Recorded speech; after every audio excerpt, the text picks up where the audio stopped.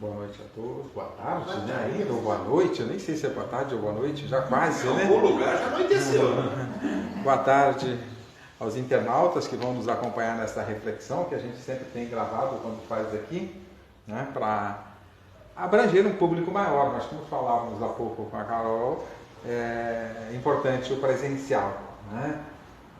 Muita gente está querendo fazer apenas online, é meio sem fazer julgamento, mas é meio comodismo, né? Ainda, né? O fazer online é a mesma coisa que reencarnar sem nascer.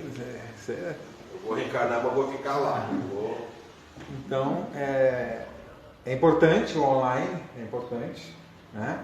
Eu até tenho dito que nós espíritas com a pandemia, aprendemos a usar a tecnologia forçosamente, né? A usar a tecnologia para a gente poder caminhar, não parar com as nossas atividades, senão teríamos que parar, né?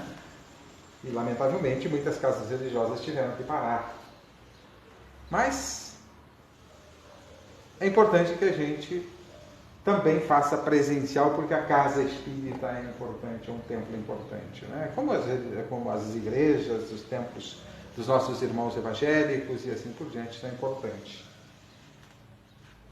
É importante que nós levemos a sério, até falávamos outro dia sobre envolvimento e comprometimento, né? E diferenciamos isso com uma metáfora utilizada por Adolfo Dutra Dias, numa de suas palestras, que eu achei bastante interessante, a diferença entre envolvimento e comprometimento. Ele usou a metáfora de uma farofa de ovo com bacon. A galinha está envolvida, o porco está comprometido. Não é verdade? E ele estava falando, mostrando nós, nos templos religiosos, né, o quanto nós estamos comprometidos. Muitas vezes estamos apenas envolvidos. Tanto, às vezes, né? Até menos do que isso. Então é importante. E como é que nós vamos querer uma vida diferente se não fazemos por onde ter uma vida diferente? Depois nós vamos ficar falando, e se eu tivesse? Vocês já falaram isso? Se eu tivesse pego aquela rua em vez dessa, teria evitado o acidente? Né? Se eu não tivesse saído da escola, tivesse continuado na escola, eu teria me informado? E se eu tivesse escolhido outro emprego? Se eu tivesse escolhido outro caminho? Será que isso tem sentido? De certa forma, há um sentido nisso. Mas também temos que verificar que isso tudo faz parte das nossas escolhas. E nós somos responsáveis pelas nossas escolhas. É claro que às vezes essas escolhas elas estão direcionadas de acordo com as nossas necessidades. Então é importante que a gente reflita. Quantas vezes nós dissemos, e se eu tivesse feito isso? Se eu tivesse casado com fulana em vez de Beltrana, ou com fulano em vez de Beltrano, teria sido diferente? Diferente por certo. Melhor? Eu estaria melhor? Seria melhor para mim na minha jornada educativa? Porque a nossa jornada aqui na Terra é uma jornada educativa. O que eu teria aprendido? Será que o caminho que eu segui até aqui não foi o melhor caminho ou a melhor escolha, mesmo com os erros cometidos? Temos que pensar bastante nessa questão. Será que agora há pouco alguém já não pensou assim, mas se eu tivesse feito de determinada forma, de uma maneira diferente? E aí eu vou utilizar um texto, eu não gosto de usar muito texto, mas eu vou utilizar um texto, não é espírita, é um texto de Luiz Fernando Veríssimo. Não sei se alguém já tem conhecimento, versões de mim, perdão.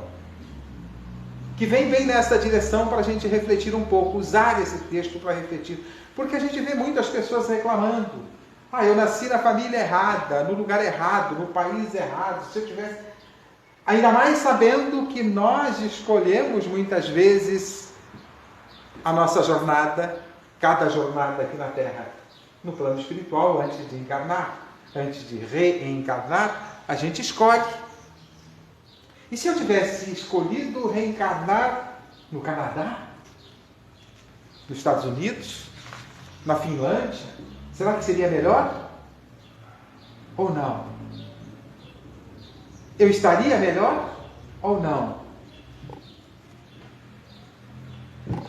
Mas reencarnamos aqui. Estamos aqui. Se eu tivesse escolhido ficar em casa dormindo, o texto lido há pouco, né, por Quedox, se eu tivesse ficado em casa dormindo, em vez de vir à casa espírita, se eu tivesse escolhido assistir a palestra online, em vez de vir presencialmente à casa espírita, o que eu estaria perdendo? Eu estaria melhor? Seria mais econômico? Porque eu não precisaria gastar com passagens, coisas desse jeito? E aí esse texto de Luiz Fernando Veríssimo, ele é bem interessante, ele é um pouquinho longo, são 2 páginas, mas vale a pena refletirmos.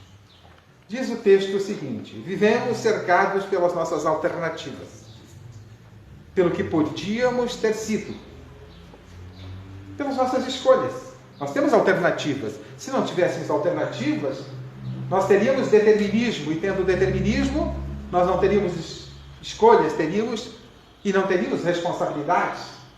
São as nossas escolhas que atrelam a elas, que Deus atrela a elas, a nossa responsabilidade. Se nós não tivéssemos escolha, a liberdade de escolher, não seríamos responsáveis. A cada um segundo suas obras, nos diz o Cristo. Portanto, nós somos responsáveis pelos nossos atos. E aonde estamos é porque nós trilhamos um caminho e escolhemos esse caminho. Mas se tivéssemos feito escolhas diferentes, seria diferente?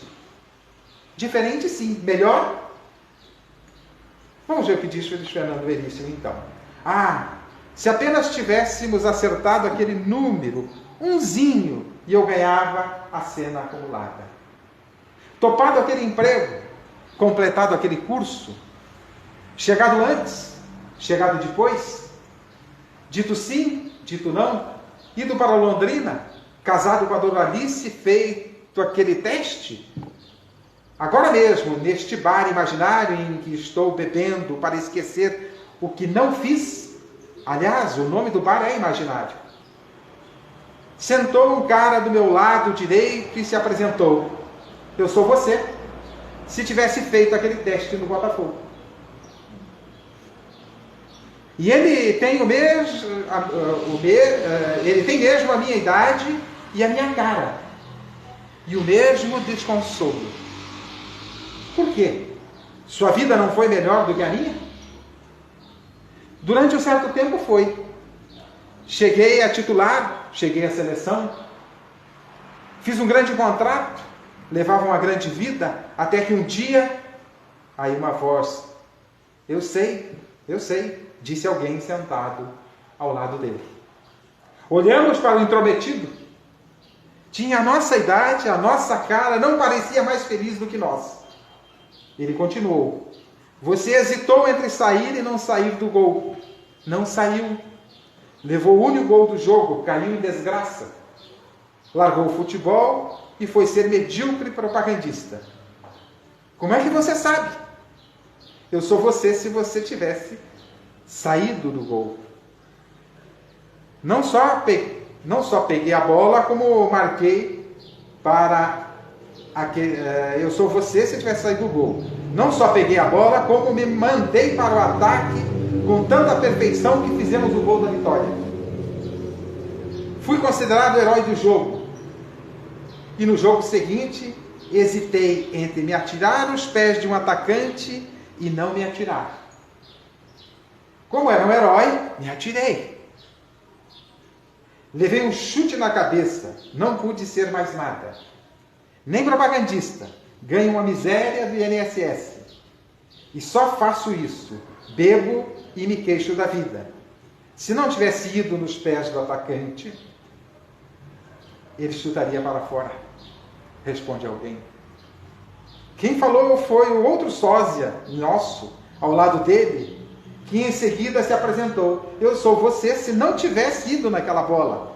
Não faria diferença. Ele chutou para fora.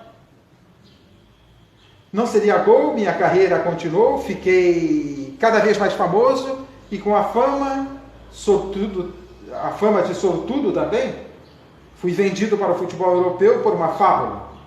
O primeiro goleiro brasileiro a ir para a Europa. Embarquei com festa no Rio.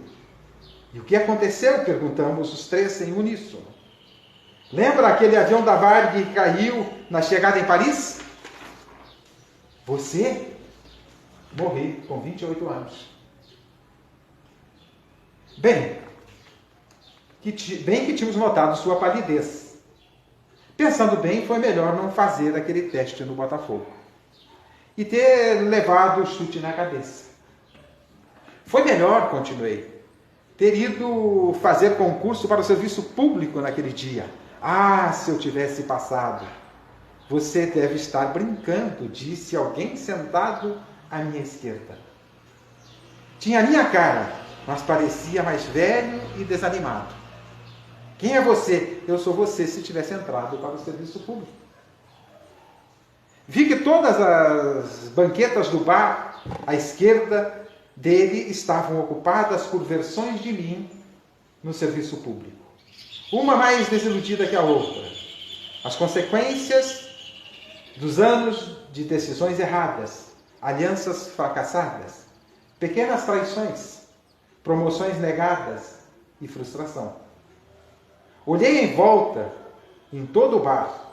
Todas as mesas estavam ocupadas por minhas alternativas. E nenhuma parecia estar contente. Comentei com o barman, no fim, quem estava melhor aspecto ali era eu mesmo.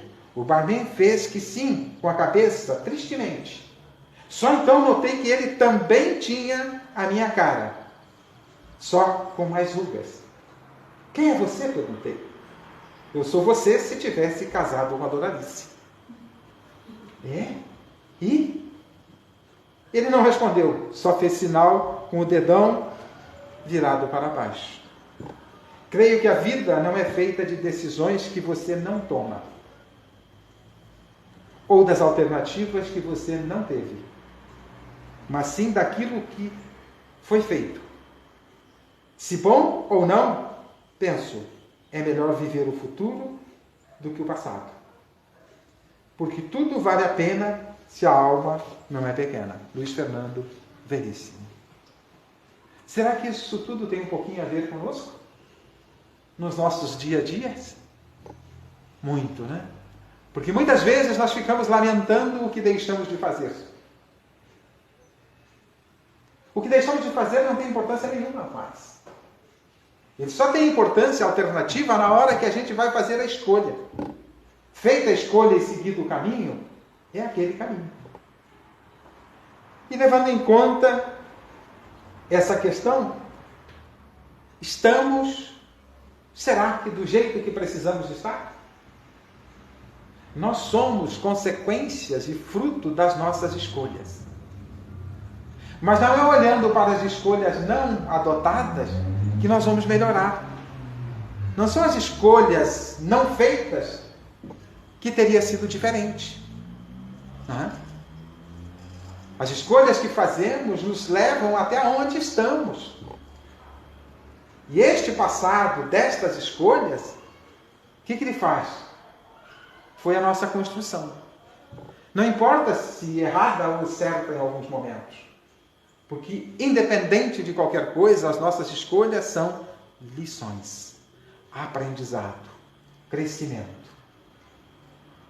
E aí a gente pode pensar, por que eu escolhi? Por que eu escolhi daquela maneira? Se tinha outras alternativas. Pode ter sido inspirado por alguém, porque aquilo era a minha necessidade, aquele caminho era a minha necessidade. Aquele caminho fazia parte da minha história, da minha jornada nesta vida, para tirar as lições necessárias nesta jornada. Porque cada jornada representa um conjunto de lições e de aprendizados. Não tem outra finalidade. E se é para ganharmos, como foi a primeira fala dele, se tivesse acertado umzinho, né? Um númerozinho, tinha ganho na Mega Sena. E qual teria sido o resultado se tivesse ganho na Mega Sena? Quais seriam as consequências? Quais seriam os efeitos? O que eu teria feito disso? Então não adianta eu ficar olhando para trás e lamentando o que eu não fiz. Eu tenho que olhar para o que eu fiz, para a escolha que fiz, e olhar para trás apenas para ver que lições eu aprendi. Não tem outra finalidade. O objetivo é aprendizado, de acordo com as nossas necessidades. E pensando que há um gerente ou não há um gerente neste universo. Lembrando que há um gerente neste universo e que até ele põe um ser mais preparado um pouquinho do que nós para nos inspirar, lá do plano espiritual. Chamamos de anjo da guarda, espírito protetor, que nos inspira. Às vezes a decisão que tomamos, inspiradas às vezes, por quê? Porque o nosso espírito protetor sabe o que é melhor para nós. Se Deus permitiu determinadas ocorrências, é porque Ele sabe o que é melhor para nós. Mas quando a gente escolhe algumas coisas equivocadas, por que Deus permite? Para o nosso aprendizado, para que outras vezes não façamos as coisas de determinadas maneiras equivocadas. Sejam as escolhas boas ou ruins que fizemos, não importa. Foram elas que nos trouxeram até aqui. E se estamos aqui, é porque Deus permitiu. Se estamos neste momento, é porque Deus permitiu. Para quê? Para o nosso crescimento, para o nosso desenvolvimento. Poderia ter sido diferente? Poderia. Como poderíamos fazer diferente? Já que somos produtos das nossas escolhas, já que nós somos, em cada instante, a somatória das nossas vidas. A humanidade também carrega consigo a sua história, somatória daquilo que ela viveu, do que cada um de nós vivemos. Então nós somos produto das nossas escolhas. E aí eu lembro de uma frase de Chico Xavier: embora ninguém possa voltar atrás e fazer um novo começo,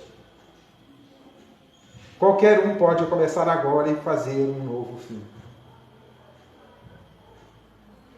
Essa é a questão.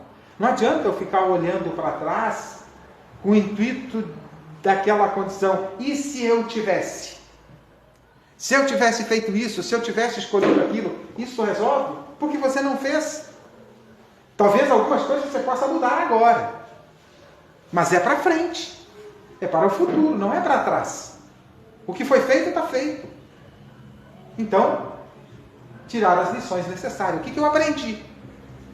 O que eu sou hoje é produto do que eu escolhi até aqui. E se eu não estou satisfeito com o que eu estou agora, a situação que eu estou agora, ao invés de ficar lamentando e sentar num bar imaginário, como fez simbolicamente Luiz Fernando Veríssimo, nos trazendo uma grande lição, o que nós precisamos fazer? Olhar para frente. Melhorar as nossas escolhas. E como é que a gente pode melhorar as nossas escolhas? Buscando conhecimento. Buscando conhecer a verdade. É por isso que Jesus disse: conhecereis a verdade e ela vos libertará. Liberta do quê? Das escolhas equivocadas. Porque é o conhecimento que nos faz fazer as escolhas mais apropriadas. Mas não é um conhecimento só intelectual. Não é um desenvolvimento só da razão. É o desenvolvimento da razão e dos sentimentos. Intelecto e coração. Simbolicamente. Porque tanto a inteligência quanto os sentimentos é propriedade do espírito, do ser pensante. Mas a gente coloca aqui intelectual, porque é a caixa de comando, né? Neste corpo, e colocamos aqui sentimentos, que é o coração. Mas é simbólico. Então, para fazermos escolhas através da busca da verdade, é buscar a verdade no sentido mais amplo. buscar compreender, desenvolver a razão para fazer as escolhas apropriadas, e isso Kardec trata na pergunta 780 do Livro dos Espíritos. Eu nem vou repetir essa pergunta, deixo como... Lembra, tarefa de casa, na próxima vez que eu vier eu faço a prova, tá certo? Pergunta 780. Se esquecer qual é o número da pergunta, lembra-se que é progresso moral e progresso intelectual. Lê da pergunta 1 a 1019, vai achar o que eu estou falando. Tem algumas coisas mais lá no Livro dos Espíritos. Então, que a gente possa fazer uso da verdade para libertar das escolhas equivocadas.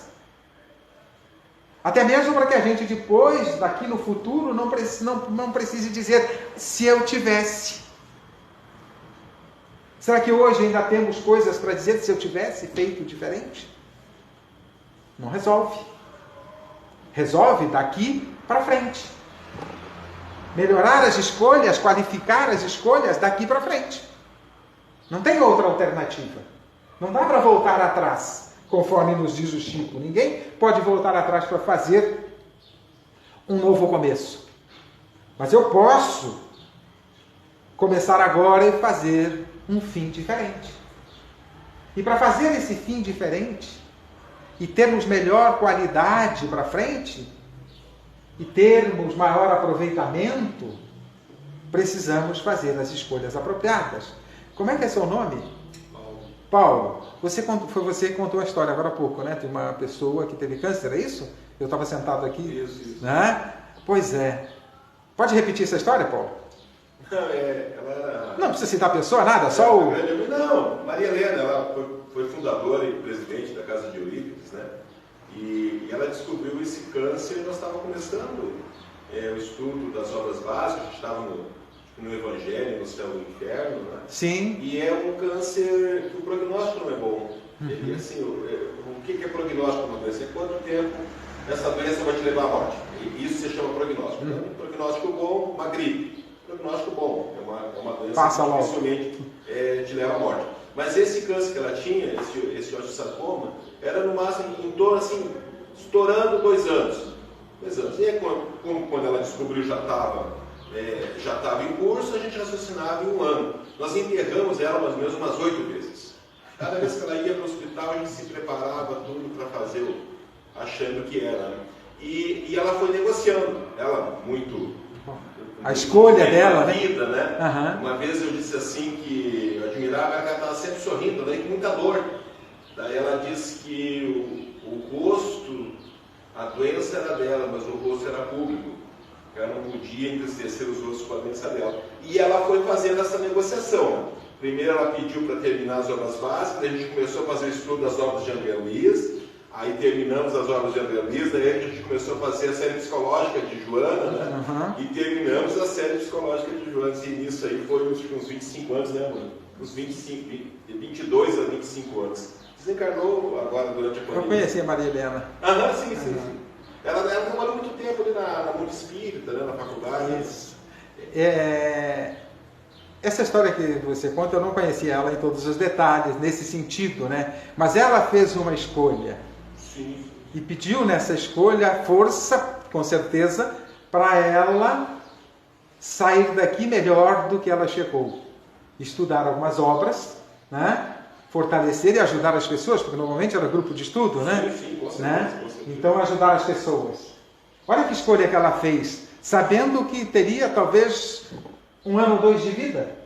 Nós tivemos uma colega, uns 4 anos depois, uns 4 anos, que teve o mesmo diagnóstico, né? E não durou 8 meses. Entrou no desespero, entrou numa situação e em 8 meses ela pegou e desencarnou. E o mesmo diagnóstico, né? O mesmo tipo de câncer. Ela escolheu entregar-se, a Maria Helena. Entregar-se ao estudo, não à doença, não à doença. Mas aí a gente tem que associar também o merecimento também, né? Não. Sim, aí você tem uma série de fatores que contribuem para isso. Eu sempre uso isso como modelo, né? Que você tem que estar comprometido aqui de tal maneira que mereça ficar, né? Porque se está aqui só atrapalhando, não não tem por que ficar, porque pedir mais tempo. Né? O texto lido agora há pouco mostrou, porque dormes. Exatamente né? Isso. Que não fiquemos dormindo, que fiquemos ativos. Né? Você escolheu por acaso, né? Por acaso. A gente acha que se manda. A gente acha que se manda. Né? Então, esse é o convite. Ao invés de ficarmos lamentando se eu tivesse feito coisa parecida, que não tem volta, o que já foi feito, que eu possa olhar para frente e fazer escolhas melhores. E para fazer as escolhas melhores, eu me prepare. A preparação, inclusive, para o futuro no plano espiritual, que com certeza, com o estudo que ela fez 25 anos, a Maria Helena, ela levou uma bagagem mais adequada ao plano espiritual. Portanto, chegando lá simbolicamente a São Pedro, o que trazes na bagagem? Por certo, ela tinha uma boa bagagem. Né? Então, que a gente possa fazer escolhas de levar para o nosso futuro, aqui na Terra, enquanto estamos aqui, mas para o futuro da eternidade, nós possamos levar uma bagagem melhor. E para levar essa bagagem melhor, é preciso não dormir. É preciso ir à luta. Ela sempre nos ensinava que eu só tenho aquilo que eu dou e tudo aquilo que eu recebo eu estou devendo. Então, na bagagem só vai levar aquilo que você doou. Semelhante a algumas lições do Chico nessa mesma direção, né, e de outros autores nos mostrando o quanto importante, agora há pouco na sua prece, Carol, você falou que precisa da casa espírita. Né? E eu tenho uma fala que eu digo que quando eu comecei na casa espírita, e logo em seguida eu comecei a trabalhar, porque eu não sou de ficar muito parado, eu cheguei a uma conclusão de que quando eu estou bem, a casa espírita precisa de mim, enquanto trabalhador. Quando eu estou mal, eu preciso da casa espírita. E aí depois eu evoluí um pouquinho. E cheguei à conclusão que, bem ou mal, quem precisa da casa espírita sou eu. Né? Estando bem ou estando mal, eu preciso da casa espírita. Como os nossos irmãos de outras crenças precisam das suas filosofias religiosas. Então, nós temos que colocar nesta condição de aprendizes e buscar caminhar na direção da verdade que liberta. Porque é esta verdade que nos liberta que vai nos trazer as escolhas apropriadas. Não importa a bagagem passada que nós tenhamos, os resgates que tenhamos que fazer. Muitas vezes as pessoas querem fazer regressão de memória para saber as besteiras que fizeram. Eu não quero. Porque se eu estou num processo evolutivo e ainda não sou grande coisa, imaginam que eu fui nas encarnações anteriores. Não quero saber.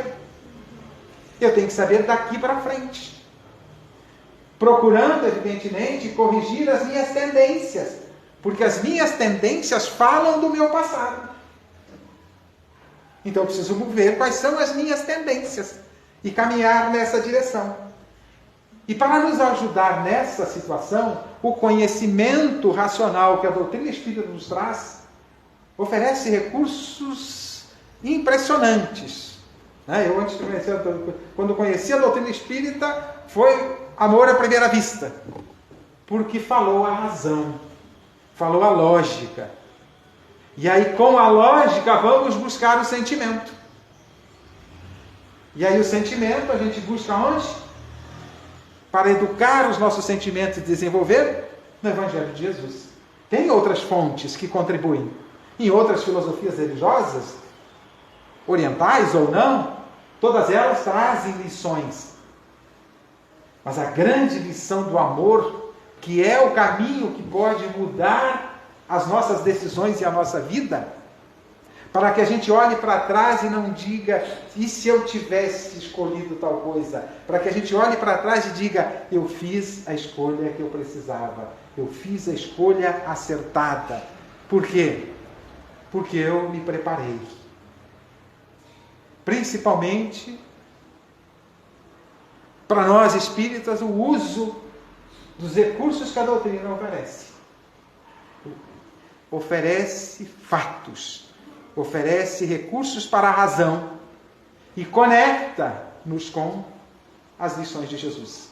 E as lições de Jesus são as melhores escolhas que podemos fazer para a gente olhar para trás depois, lá no futuro, seja lá na velhice, já mais avançado, quase na hora da partida, a gente possa olhar para trás e fiz o melhor, dei o melhor de mim. Ou então que chegue no plano espiritual e fique feliz com o resultado daquilo que aqui conquistou. E não precise dizer, e se eu tivesse feito diferente? Se eu tivesse aproveitado a oportunidade que a doutrina me deu? Quantos de nós não vamos passar para o plano espiritual e não vamos ficar pensando, se eu tivesse aproveitado as lições que a doutrina me ofereceu e não aproveitei? Para que a gente não faça isso, é preciso fazer o quê? Colocar em prática. Viver os ensinos trazidos pela doutrina espírita, revivendo Jesus e esclarecendo uma série de coisas para satisfazer as nossas necessidades racionais.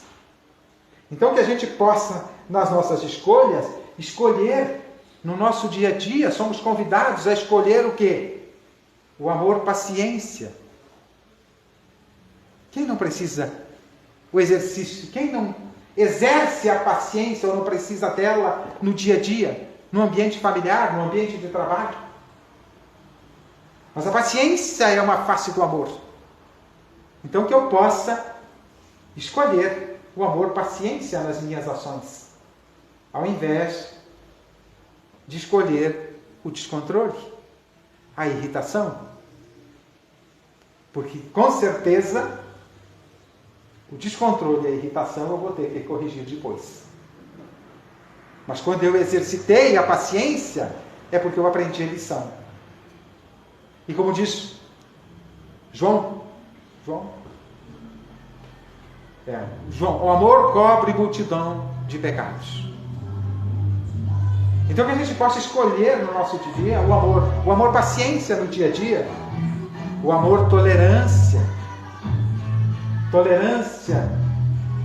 diante das dificuldades dos outros, tolerância diante das dificuldades que enfrentamos e que possamos ter compreensão dessas dificuldades e tirar as lições necessárias, ao invés de ficarmos dizendo que Deus não é justo, que a gente não merecia isso, devemos perguntar as dificuldades que aparecem em nossas vidas, as pessoas difíceis, quem sabe nós mesmos não somos pessoas difíceis na vida dos outros, possamos perguntar, diante das dificuldades, o que precisamos aprender com isto.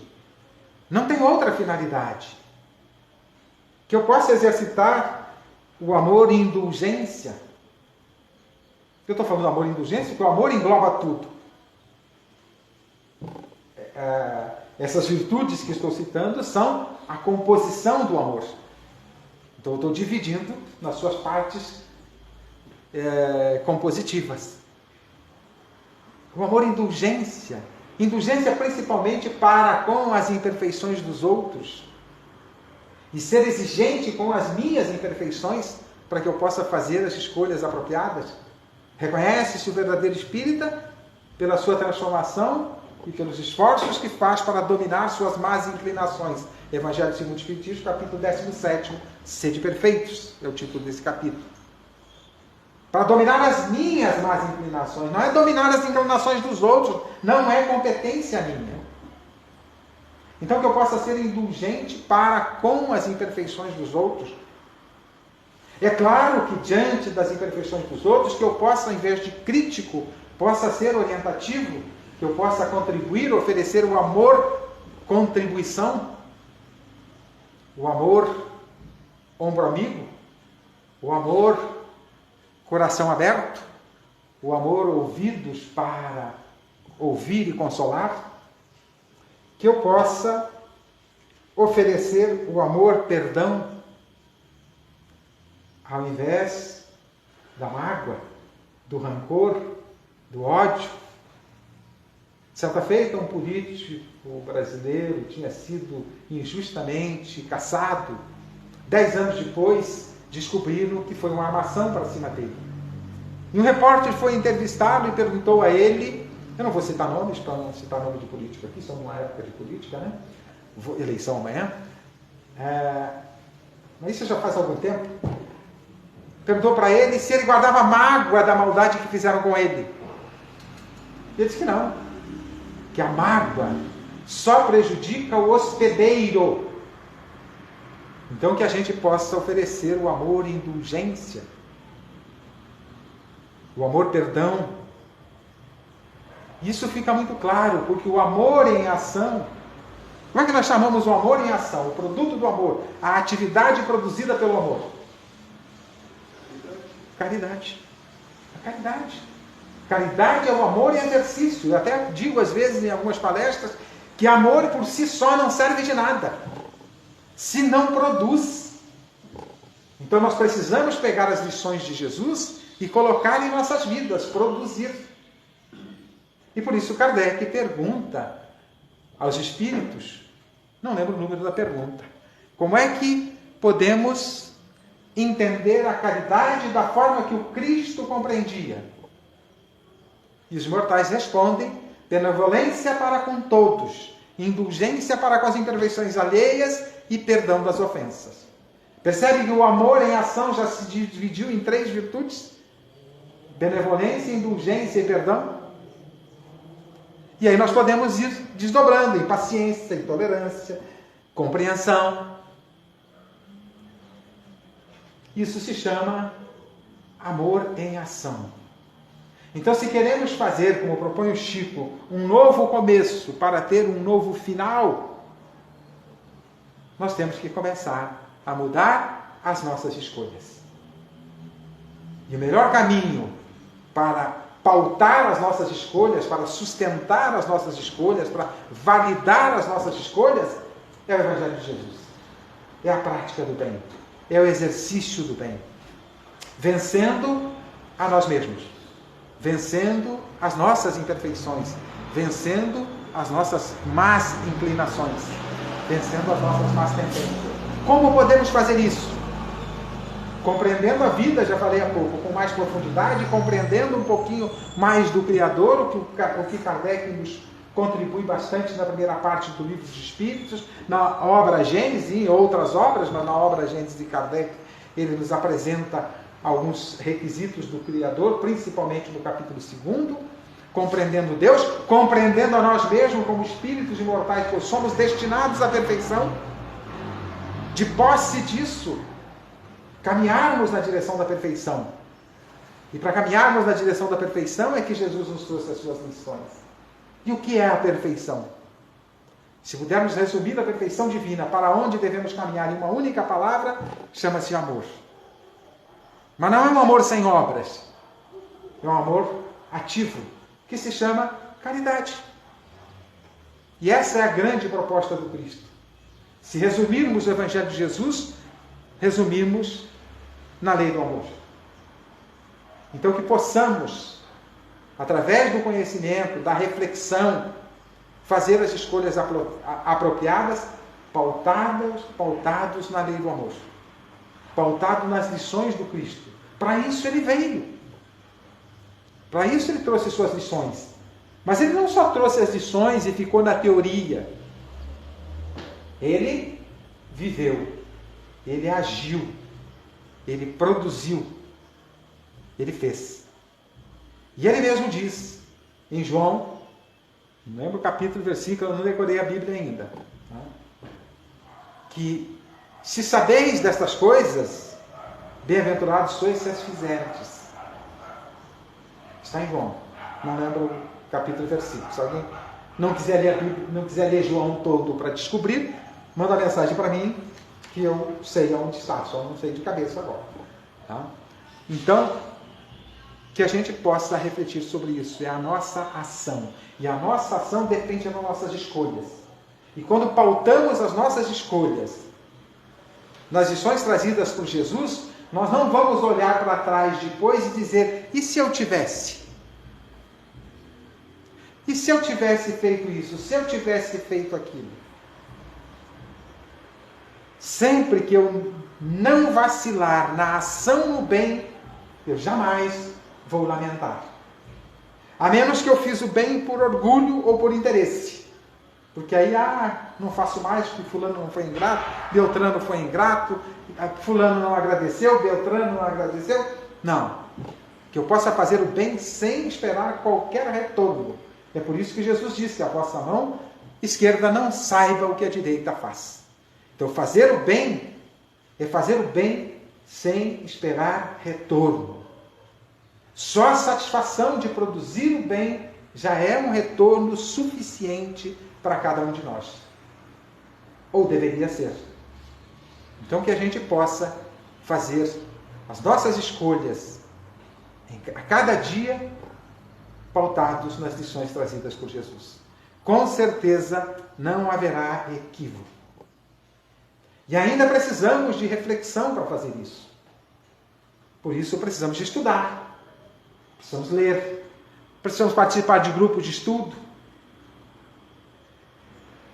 Quando Kardec faz a classificação dos espíritos, em espíritos imperfeitos, e lá tem 5 categorias. Espíritos bons, 4 categorias. Espírito puro, 1 categoria. E puro é puro, não poderia ter mais de uma categoria espírito puro, é óbvio. Né? Eu até pensava que eu já era um espírito bom. Porque eu procuro não fazer o mal para ninguém e tenho feito algumas coisas até que razoáveis para as pessoas. Mas aí eu vi uma palestra de Rossando Klinge cair para espírito imperfeito de novo. Porque o que ele explicou?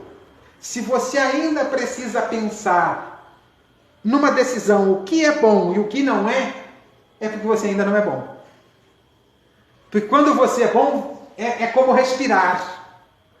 Jesus não precisava fazer escolhas, ele sabia exatamente o que tinha que fazer. E muitos espíritos que vieram contribuir com as lições trazidas pelo Cristo, posterior a ele, e alguns sabiam exatamente o que fazer. Esses eram espíritos bons. Estavam entre as 4 categorias de espíritos bons. Aí eu pensei com meus botões cair para o espírito imperfeito de novo. Porque eu ainda preciso parar e pensar. Qual é a melhor escolha? Qual não é? Não tem problema. Quando paramos para pensar qual é a melhor escolha, estamos no caminho certo. Aí o que a gente faz? Se tem dúvida, pega o Evangelho. Pega a lição do Cristo e a gente descobre a melhor forma de agir. Até que um dia isso funcione automaticamente. E a gente pode dizer que é espírito bom. Por enquanto, a grande massa deste planeta é de espíritos imperfeitos. Estamos num mundo de provas e expiações. Mas se continuarmos fazendo as mesmas escolhas equivocadas, vamos continuar em provas e expiações. Se quisermos viajar para mundos melhores, é preciso que melhoremos as nossas escolhas e tenhamos ações melhores. Se sabeis dessas coisas, bem-aventurados sois se as fizerdes. E repetindo a frase do Chico, embora ninguém possa voltar atrás e fazer um novo começo, qualquer um poderá começar agora e fazer um novo final. Que cada um de nós possamos caminhar para um final melhor, que a gente possa olhar para trás e não ficar pensando, e se eu tivesse? Não, eu fiz o que tinha que ser feito. Sempre que fizermos na direção do amor, estamos fazendo a coisa certa. Agradeço a Deus a oportunidade de refletir com vocês, a casa pelo convite, vocês e os internautas por nos acompanharem nesta reflexão. Muito obrigado, que Deus abençoe a todos.